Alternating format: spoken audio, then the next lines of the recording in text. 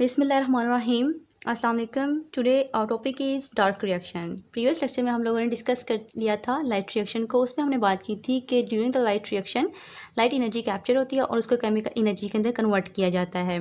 और dark reaction में क्या होता है कि उसी केमिकल एनर्जी को ATP और NADPH को हम यूटिलाइज़ करके ग्लूकोज बनाते हैं।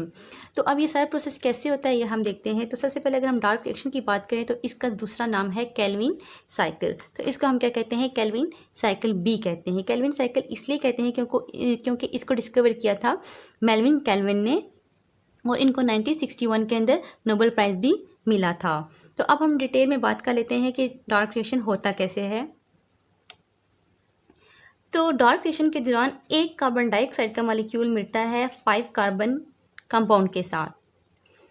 और आपको ये जो 3 नज़र आ रहे हैं ये इसलिए लिखे हुए हैं क्योंकि 3 मॉलिक्यूल्स होते हैं 5 कार्बन के, इसीलिए 3 कार्बन मॉलिक्यूल्स आके इसके साथ बाइंड करेंगे।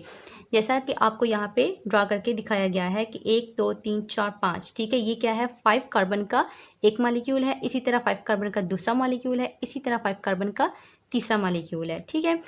अब इस 5 कार्बन के साथ जब एक कार्बन का मॉलिक्यूल आके कंबाइन होगा तो इसके रिजल्ट में क्या बनेगा? एक आर्जी तौर पर टेम्परेरी 6 कार्बन का मॉलिक्यूल बनेगा, ठीक है।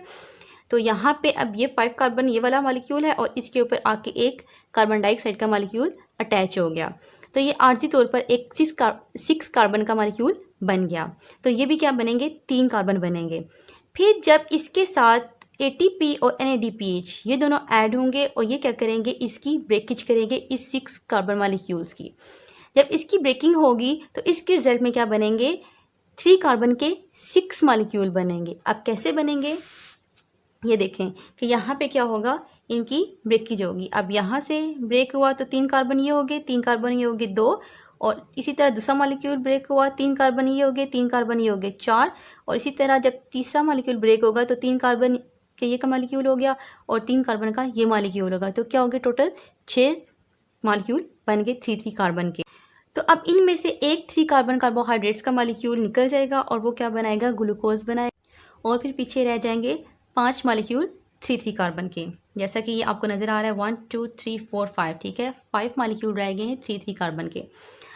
अब ये वाले 5 मॉलिक्यूल 3 कार्बन में दोबारा कन्वर्ट हो जाएंगे किसके अंदर? 5 कार्बन के अंदर 3 मॉलिक्यूल बन गए। अब ये 3 कार्बन के मॉलिक्यूल 5 कार्बन के अंदर कैसे कन्वर्ट होंगे? तो ये ऐसे होंगे कि अब यहाँ से ये वाला 3 कार्बन का मॉलिक्यूल इसके साथ आके अटैच होगा 1 2 3। अब ये टोटल कितने हो गए? 1 2 3 4 5 6 7 8 9 हो गए। तो अब इसकी ब्रेकेज होगी तो यहाँ से ब्रेकेज होगी। अब ये वाला एक मॉलिक्यूल 5 कार्बन का बन गया, ठीक है। तो हमारे पास एक मॉलिक्यूल आ गया 5 कार्बन का। अब हमें 2 और चाहिए, ठीक है, क्योंकि हमने कितने बनाने हैं? 3 बनाने हैं। तो अब इसी तरह क्या होगा कि यहाँ से एक मॉलिक्यूल इसके साथ आके अटैच हो गया तो अगेन कितने बन जाएंगे? 1 2 3 4, और एक यहाँ से आया 5। तो हमारे पास दूसरा भी मॉलिक्यूल आ गया 5 कार्बन का। अब पीछे कितने रह गए? 1 2 3 4 5, और तीसरा भी मॉलिक्यूल हमारे पास 5 कार्बन का आ गया।